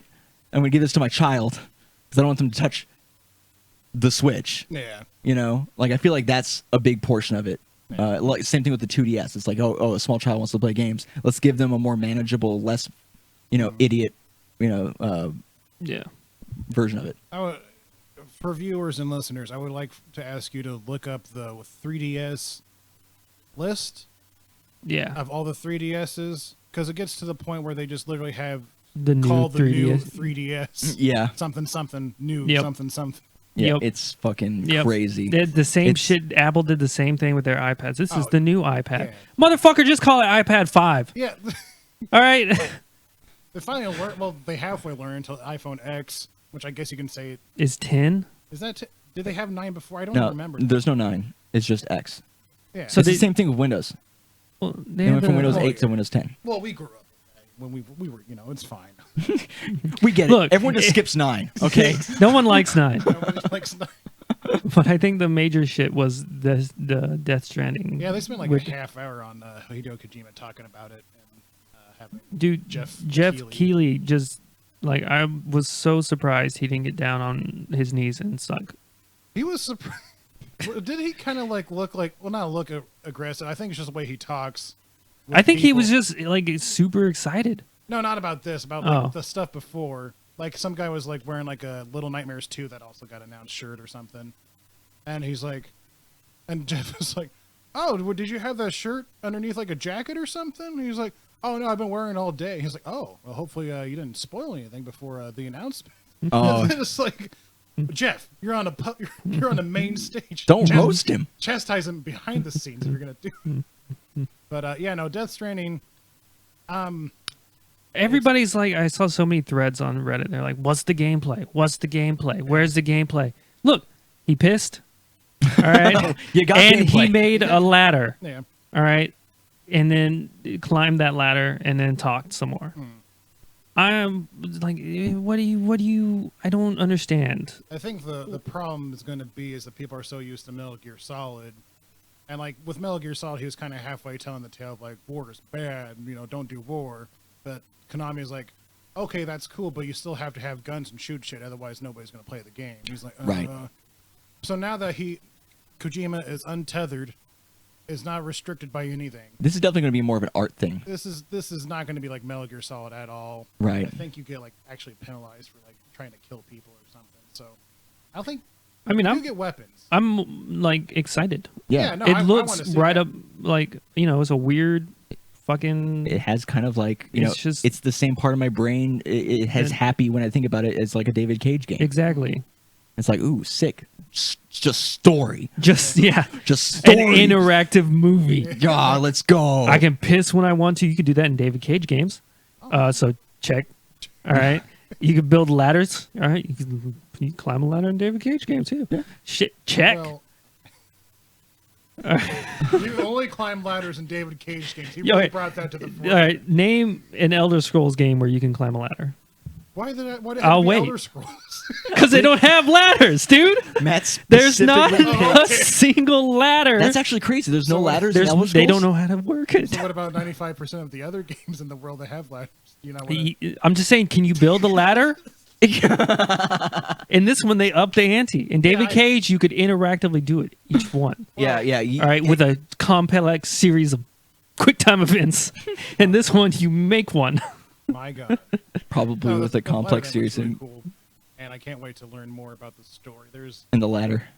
and the ladder. And like the there's a pissing. guy in this that like dies every Death Guy, is that his name? like Die Hard Man or something like that. It- Nah, I swear to God. I know, dude. I know. His Metal Wolf Chaos Stranding. Let's go. But like he dies like every it's like every 30 minutes or something like that, so he can like try to find his family on the other side of whatever is going on. Oh, he's trying to like. Oh yeah, and I also saw a lady that had a baby on the other side, Yeah. and she was on the real world side, and she couldn't leave that space. These are Hideo's words, not mine. Yeah. Because then she would be untethered from the baby, and the baby would die. Oh, and I'm shit. thinking, fuck the baby, Well, just don't, leave it. don't No, but like. goodbye. And it looks Yeah. gorgeous. You know, Yeah. obviously there's why you're going to be, downgrades. And he has confirmed that you'll never see Norman Reedus' penis. Yeah. That Every is an time important- you piss and you try to do the camera, Norman Reedus will be like, he'll turn. He'll turn around and say, Stop. Don't look him. Yeah, I mean, from what I've seen, and I didn't even see the Gamescom stuff, but even previously, it just seems like an experience, Hard. like Oh, yeah. like a game that is just you're gonna go in and you're gonna feel something. It tells you how many liters of piss you need. Not how many liters of piss you have. Oh, yeah. He's pissing a lot of milliliters. That's like, See? Well, if you see his stream is very clear, so he's probably chugging water. Like, oh my god, how he and do it. he pees far. Well, And he can pee all over the place. I mean, I and guess we've all had peas like that. I guess I don't pee outside as often with just like All a right, free and then range in front of me. boom, mushroom. Does he care about it? Nope. No, he doesn't even pick it up. Doesn't even- I thought that was really weird. They just kind of ignore it. Well, they might not have like It might not be coded yet. item info or anything yet, so it's just like, Yeah, I mean the game looks good. I feel like you go in with the idea that it's gonna be like an art piece in a way. yeah. If you play Metal Gear Solid, like, don't expect it. So, Yeah. Like There's don't like a expect it to weird be like hit a battle campaign. game. You know. Yeah, against this game. They're releasing Call of Duty Modern Warfare. Okay. Oh, cool! I did not experience that or get involved with the whole Modern Warfare phenomenon that happened because I didn't like it. Yeah. I like Black Ops, and Modern Warfare was like, oh, you get hit by like a pin and you die, and I'm like, that's not my type of game. I mean, I played the first few Call of Duties like Black Ops, Modern Warfare, but even I don't have a strong nostalgia for it. For the story of Soap and fucking whoever you are. Yeah. Now, if we could just get like a good, not just messed up, terrible redo of like Halo 3. They're doing that with Yeah, the PC. I'm just hopeful that it's not going to be like trash, and I just expect it to be trash. Yeah. And that's just because they've done like these little kind of half launches with stuff, and none of it's worked right. Man. Gears 5. I've never played a Gears game, so No nostalgia for that. Battletoads, don't care at all. Not even like retro nostalgia for that. I'm like, nah, Streets of Rage 4 looks cool for well, that might be fun. Yeah. I got Streets of Rogue One, so. And then Maneater. Oh, okay. oh, here she comes. So it's just a It's full a- shark game. Actually, it was for the IGN live show. I forgot they had that. So, you play as an orca or a shark? What do you? you definitely play as a shark. As a killer whale. No, it's an orca. That's not an orca. He said killer whale, so I just, I was going off that. Oh It's- yeah, you're it's a definitely shark. Yeah. Okay, I was going off what he said. All right, blame Fizcake. Don't blame me. I'm innocent. I didn't do nothing. Well, it's I don't mean, know what it the point of looks this game very is, pretty. but yeah, it looks cool. That's a cool city for Look, an underwater game. this is like the other half of Cyberpunk 2077. Yeah, you're just the shark. Where out you're the- just like a shark. You're the last organic shark. Yeah. Oh, shit. See it all You know, explode. in an Keanu ocean. Reeves comes in, he's just like, you're awesome. And you're like, I'm a shark. I don't even Come on. make noise. I'm completely silent, but I'm going to bob my head. Come on, shark. We got an ocean to burn. What? Okay. I don't know if you can do that. So Oh, cool. I'll try La- Mr. Keanu the last organic shark in an ocean full of mechanized ones. in a cyber shark world. In a cyber shark world. Oh, that's good. Evo? Unless Uh, there was anything else by Gamescom. I pretty much talked a to few things. Yakuza 3 through 5 is going to be remastered Or PS4. for PS4. Yakuza 3 is actually out now, and you can buy. What you do is you buy the whole pack digitally now, and you get access to all three. You'll have access to all three games once they come out. You'll have a pass. Yeah, and number 5 will come out next spring, along with the physical collection, which I'm going to wait to get because might as well at this point. Yeah. I still had to get Kiwami 2 and finish Kiwami 1 and Kiwami 2. Kiwami? Why am I saying like Kiwami? I Kiwami. gotta get Kiwami 1, Kiwami 2. Gotta get my Yakuzis. Come on, you koozies. Gotta find a story about Kilo. Oh, that's funny. So but how much does the pack cost? Is it $40. for all three? I think so, yeah. Oh, what a steal! Yeah. Yeah, Well, they've it's not like actually a full- been pricing their re-releases and stuff like that very fairly. Yeah, like it's very rare you hear about it and you're like, oh, that's, you know what? I Cool. can just buy that. Yeah, Like That's- that's what I did with Zero. that's very It came out reasonable. as like it's as 20. Yeah. And I'm like, this is sick, dude. I've always wanted to play it, and it's only $20. Well, yeah, right now they're trying to get everybody into the fucking. The ethic now they're like, oh, people are interested in the game. Even though, while they were like announced this, people were asking, like, oh, when are we going to get the Yakuza Ishin game, which is like Yakuza set in ancient Japan. And they say, like, well, we're going to see how this works out first, and then we're going to gauge interest, and then we'll maybe think about releasing it. Like, but people are going to. they're asking They're about it. already doing it. They're Who wants asking to about it on stage. Who doesn't want a Kiryu with fucking samurai swords beating the shit out of everybody? Is it the same character? Because that'd be hilarious. It's not. I think. I mean, it looks like He looks time exactly- traveled. Yeah, I don't think it's like he time traveled, but he does look exactly like Kiryu, and I think he is An ancestor. supposed to be like still Kiryu, but not Did Kiryu. like that's like Yakuza's. I almost said Yukazi's. Yakuza's Goku. They just can't let him go. Yeah, that's true. well, You they're know- trying to with the new one, which I think is why they're kind of pushing everybody. Like, all right, get through this shit, and then you can finally play 7 by the time it releases. For the rest. Yeah, thinking about that reminded me of. Do you guys remember that Pokemon game that was like in feudal Japan? Yeah. Oh yeah, with it was like the crossover with. Yeah, Yeah. that was a weird thing that happened. Yeah. It was kind of cool with like what they paired up with each person, but yeah, it was kind of like out of nowhere. Mhm. Yeah, and then just kind of like went into the ether afterwards, and nobody talks about it. Like in Mario and Rabbids. Oh yeah, that also went into the ether. I Yes, wouldn't so really say so. It sold. And more I guess just outside of my purview. Yeah, and it had a big expansion and stuff like that. And I played it, and it was good. Okay, never mind. And Not in so- the ether. So now I know. Still outside of the ether. My bad. Yeah. Okay, I overspoke. I was hitting correct stuff, and then I had to keep going until I made a mistake. That's just who I am. Any other stuff with Gamescom? I don't remember anything. I'll check real quick, but we can. Okay, so yeah, we It can really, I mean, It's it's just just like a it's couple of just stories. Evo. You know, just But what'd being you think about Evo. I saw the ones. Evo snake fail. Yeah. So before we get to the snake veil, yeah, we can talk Yeah, about I know. the results of Ultimate and Melee a little bit. I unfortunately was not able to watch it. I was at a wedding over the weekend, and I didn't. I mean, MKLeo, you know, lost early, came back and had a crazy run. and had a crazy run and beat Tweak. I think it was Tweak. I think it was Tweak. You know, and he lost one, and then 6-0'd him. Yeah. And then there was one game that the fourth game, he was down like 2 stocks. So he had 1 stock, and then Tweak had 3, and brought it all the way back. Yeah, it's crazy because He like did that exact same thing a week later yeah to Samasora. yeah Game 4 was down, got just blown up.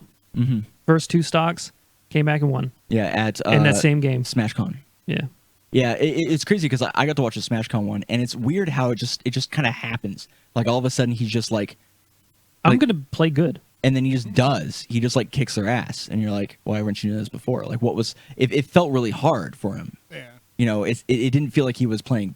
Like, You know, necessarily sometimes, you know, poorly, when you but- get the download, right? Like sometimes you get stuck at 99. And I think those are those moments Yeah. That's actually where like it it's a gets- half joke that you're saying right now, but it's actually kind of makes sense. Yeah. yeah, where like- you know, it got stuck and then he just like something clicked. Right. Yeah. He finally got to that big file at the end. He's like, oh, here we go. Oh, right. Yeah. I can just beat him. That's pretty. And then he cool. did. What happened with Melee? Who won Melee? They didn't have melee. They didn't Oh have my god, I Melee forgot out. there was no Melee. Are God you damn it. okay? Sorry. This is like the 3rd tournament in a row, basically, Oh. that's happened, and so I'm getting everything all mixed up. And I didn't watch it, so it's like I don't have anything there. Yeah, but like Melee not being at Evo was like a it big is thing. a big thing. I know. My bad. And it's not like just like every other tournament. No, I got It's you. like you're watching a tech and you're like, Do you why is feel there no bad? Melee? You feel bad enough yet? I mean, I feel alright. I've already made this mistake once. It's the second time I've done this. Dragon Ball Fighters between fucking Sonic Fox and fucking. I watched that. That was sick. Yeah, because like he had like Sonic Fox won 1 or 2. No, it was it He best won. of 3? Yeah, it was. He won 1 full match, and then Goichi just came back and mhm. and then like as soon Yeah, as he landed reset the final bracket, combo, yeah. he just threw the controller down and like was sobbing because he was so excited to win. Mhm. It's pretty cool. Very That's- wholesome moment, Yeah. especially between them on Twitter. Sonic Fox like, "I'll get you next year. Let us train together." Oh, that's cool. And he also said that he built his team specifically to fight Goichi. Yeah. That's cool. Who did they? Who are the characters? I don't fucking know. Both of them had Kid Goku. Both of them had what's his name? Goku's dad, Bardog. Bardock. I think they switched out like. Yeah. Gotcha. So It's really it's mostly Goku's. For that's interesting. Yeah, because like I haven't watched a whole bunch of stuff since like the first couple of Oh, months. it was out. Vegeta. Oh, Vegeta. I'm so glad that Vegeta's getting love. Oh yeah, Because I remember people being like, and he's you were, trash. You were playing him, and you were doing pretty I was well. playing him, and I said, Vegeta's not trash. I don't even know what I'm doing, but he's not trash. And then what happened? All these big tournaments happened, and guess who's on the team? Yeah. Fucking Vegeta was You very should take popular. advantage of that, man. We got smashed. It's fine. Yeah, I can only be good at certain things. Guitar. See how I snuck that in? Humble. But yeah, so wholesome moment at the end of that.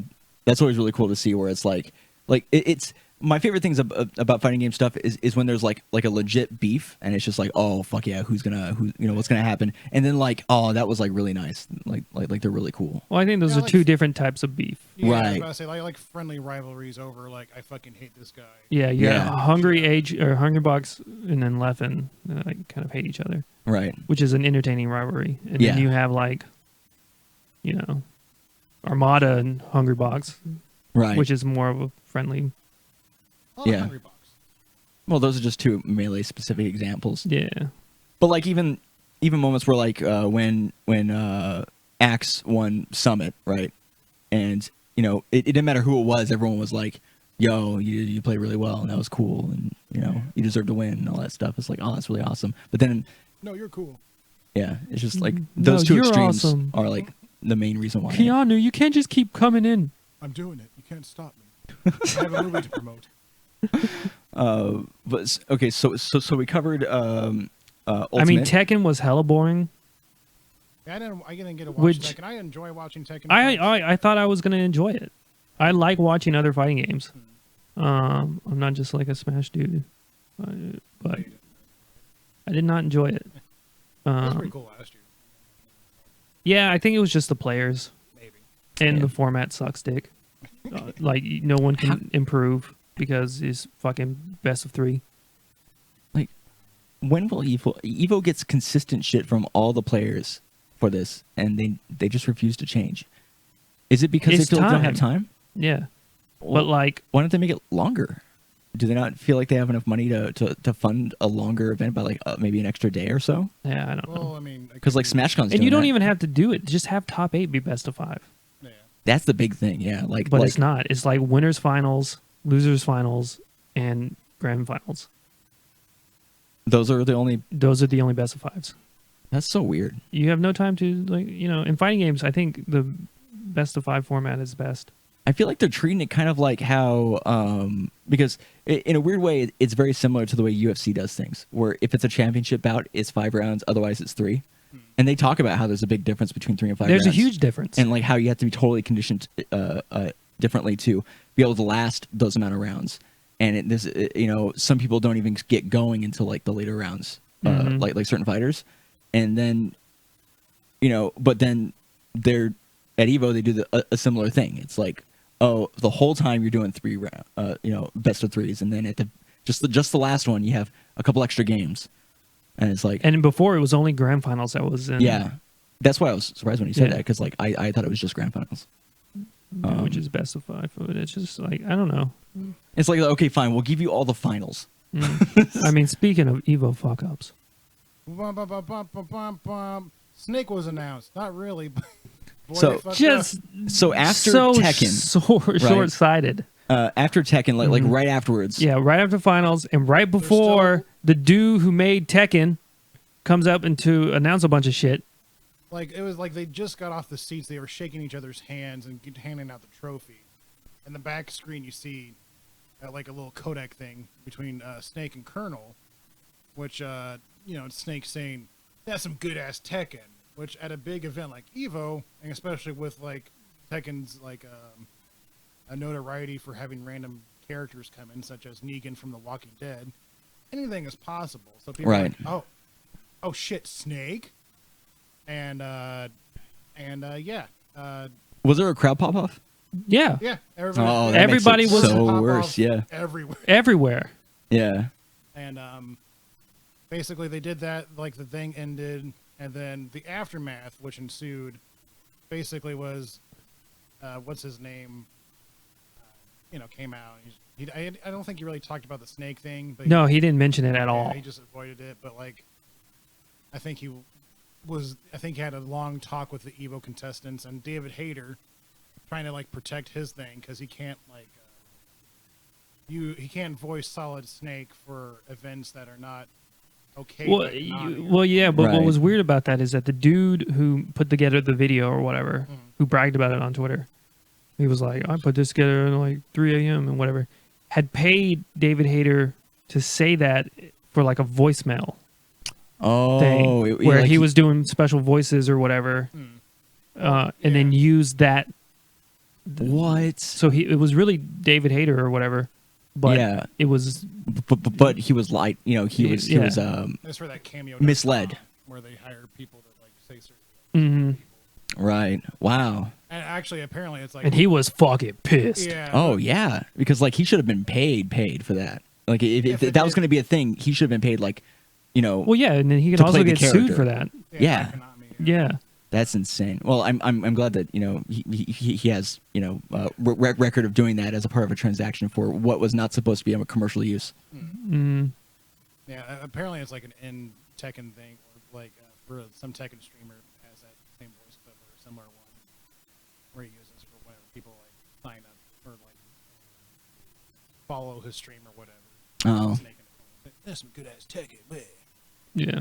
But Yeah, that sounds like something that would Yeah, just so- be a stream thing. that was like that had to go through so many levels for it to even get to that spot. Yeah. I wonder And- how many people don't have a job right now.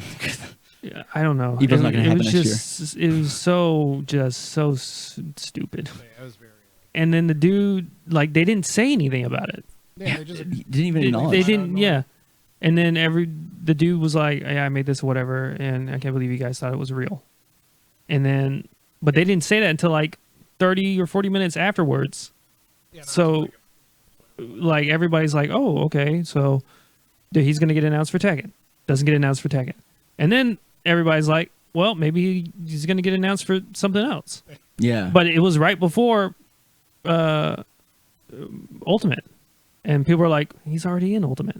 that doesn't make any sense. That This is so confusing. Yeah, what is he going to get announced for? two snakes. JK, we're just fuck ups. You see, this is what happens because I'm assuming they didn't set it up at all. It just kind of came up on screen, right? There was no like, oh, we're about to go to a clip or anything. It just No. happened. No, They they had just to- did it. Yeah, they did it. So Yeah. somebody definitely So did it. so like usually in these types of situations, at least in my experience with like Summit, they'll do like a hey, we have this funny little thing. Yeah, this was not yeah, that. there was no like This was like a setup. teaser reveal. Yeah, it was set up to be like a thing. A lot of people thought it was a mistake Hmm. that they accidentally revealed something before it was supposed to Yeah. happen. That was Yeah. the main thing. yeah. If you don't set up expectations, then what you know, And I'm just that's crazy. I mean, they could have gotten in so much bigger trouble than they actually did. As far as we know, yeah. We don't know Yeah, we don't know what. what's happened. and behind Evo closed like doors. sanctioned and put it in. And Yeah, put it was on. their employee. Yep. Yeah, so like is It went Tekken- through definite levels of Evo management where they're like, "This is a good idea." like they're gonna have to like really kneel before you know Tekken to make up for that. And Konami, And because whatever Konami they were going to announce, they totally just overshadowed it. yeah, That's crazy. because everybody had this expectation that we're going to get Tekken or we're going to get Snake. Like okay, I guess we're not going to announce stuff at your event anymore. Is kind of like Well, Yeah. they Well, would then not plus announce stuff at Evo because that's like the one thing to announce stuff. I don't know how well future relations. yeah, yeah, I that don't was a think they'll pull out, huge but fuck up. I don't know. I don't know. yeah. Yeah. The prize pool will be small. 8th place gets $8.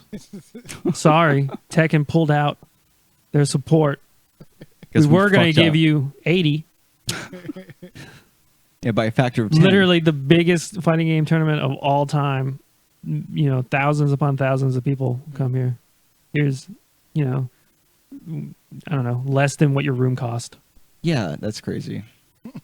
And be happy about it. And you're going to play best of 3. This is for the experience. You're here for the experience, not for prize pool money.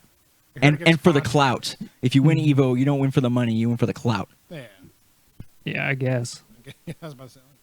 Which is actually probably one of the saddest things about the fighting game world is that, like, there's just like for some reason there's just no money. Like You have to be on a team or be streaming it. Like, even make it work.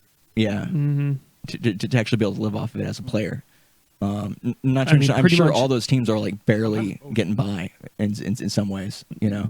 They're not rolling in it. No, I don't think. And then you look over at Dota and the prize pool is like millions of dollars. You look over at Fortnite, the motherfucker won 30 million or 3 I million. think it's like 3 million at one, and then I think the prize pool at another one was like 15 million or something. Yeah, like that. you just It's insane. epic. Make a fighting game and make it good. Oh, epic fighting game. It's- Well, Riot Games are making a fighting game. Are they? I'm actually, I'm cautiously optimistic. Well, it's being made by the same people who made that Rising Thunder game, which is supposed to be like the most simplified fighting game. Ooh. I mean, have you played Dive Kick? Yeah. Well, besides Dive, like it's supposed to be like Or legit that fight- one you showed us, the samurai one. Samurai Showdown. Yeah. Yeah. No, not Samurai Oh, Showdown. no, I'm just saying, like, and that one too. That was not. the one with the where you have, That's like, not the 3 name moves. of the Samurai Showdown. Is that other well, okay, fighting game, right? That big one that Yeah. replaced yeah, Melee. I'm talking about that tiny one that we played on stream that one time. Oh, One Strike or whatever. Yeah, One yeah. Strike. Yeah, like Dive Kick or One Strike. Anyways, sorry, we're just No, joking. you're right. And I was just saying that like it's supposed to be like. I play a little bit of it. Rising Thunder was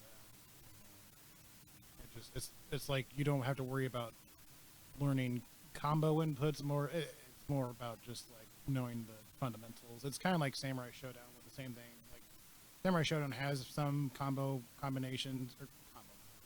Jesus Christ. Comma. Combination. Button combinations, but it's mostly just like knowing when to strike. Okay, yeah. So Yeah. it's interesting that they say that because like in a way, Smash is a little bit like that, but there I mean, are Melee combos, especially. yeah. But- Smash is a lot faster than those other fighting games. But yeah, like faster and a little bit more complex. But like I see what you're saying. Yeah, where if there's not any- a combination of buttons that creates like a set combo. Yeah, then I'm way more into it. Anytime you get to be creative in And like your that approach and everything. kind of medium, Mm. I'm 100% down for. Yeah. I think the big reason I don't play other fighting games as much is because you're like, It's another step. it's a lot of flowchart Mm. stuff, and then I'm like, I mean, I do flowchart shit in Ultimate, but not really in Yeah. Melee. It was a lot cooler back in the day when you were playing fighting games and you could do those button combinations and whatnot. But now that fighting games are coming to like an actual sport and whatnot, it's just kind of, it's hard to think about zoning and all that shit on top of like, oh fucking, I did my quarter circle wrong. Fuck, I got the wrong. God damn it. Yeah. I mean, they probably won't complain because they're already are used to it or whatever. But for me, that's like part of the thing. Like, I don't have time to memorize this and try to do that, and then And they've also super simplified it. yeah, Hmm. yeah, it is a lot simpler than it used to be. But there's still like some like Z stick moves. Like you have to move the stick in a Z. And you have to do like a full 720 for some moves. Yeah. It's ridiculous, but so But yeah, I think Evo that's- fucked up. you Yeah. fucked up real bad. I mean, I just don't understand. I don't understand Evo.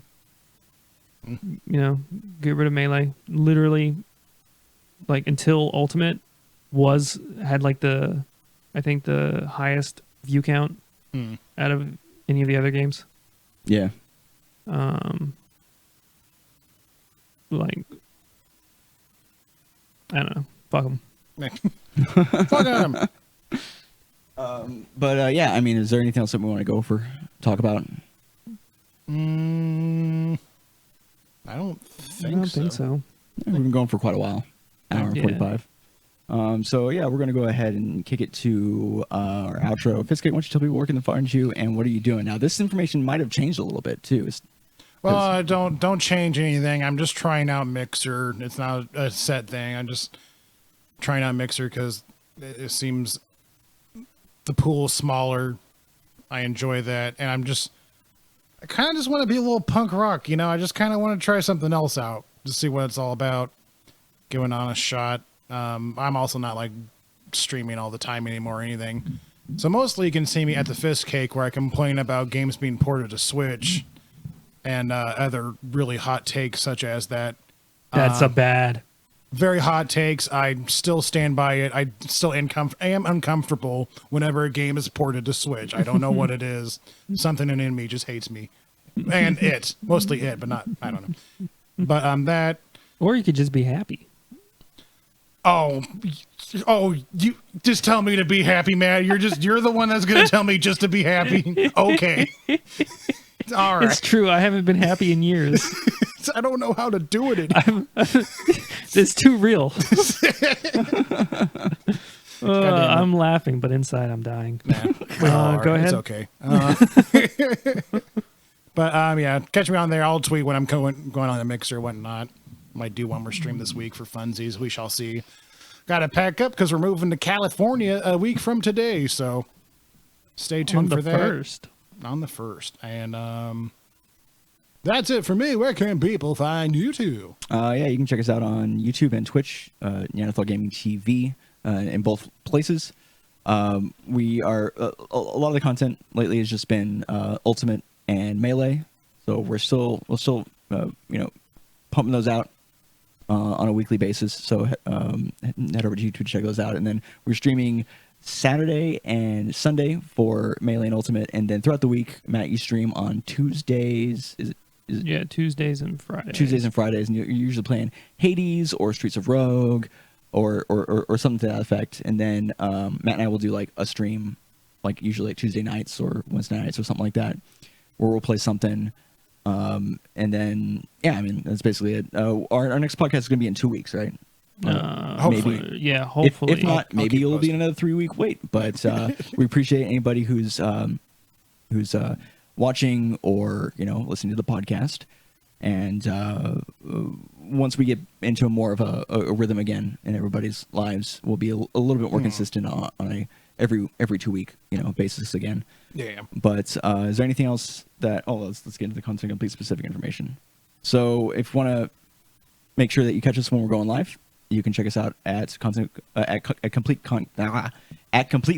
on Twitter. Can you not fuck up the outro, Yeah, I'm dude? sorry. I haven't done this in a while. Lot of different things. So at Complete Podcast on Twitter is where we'll let you know when we're going live and when things get uploaded and stuff like that. You can send us ideas and suggestions to contentcompletecast@gmail.com. And then you can check us out live on twitch.tv/contentcomplete and twitch.tv/NeanderthalGamingTV at usually at 3 p.m. Pacific time on Sundays.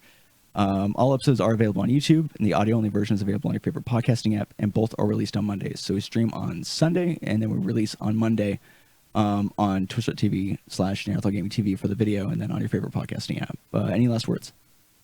No, thanks for watching. I mean, like, fuck EVO. Also, fuck Black Eagles. Oh, yeah, okay, I got you. Okay. Who else? And fuck you. Good night. All right, thanks for having us. We'll see you guys next time. Peace. Bye.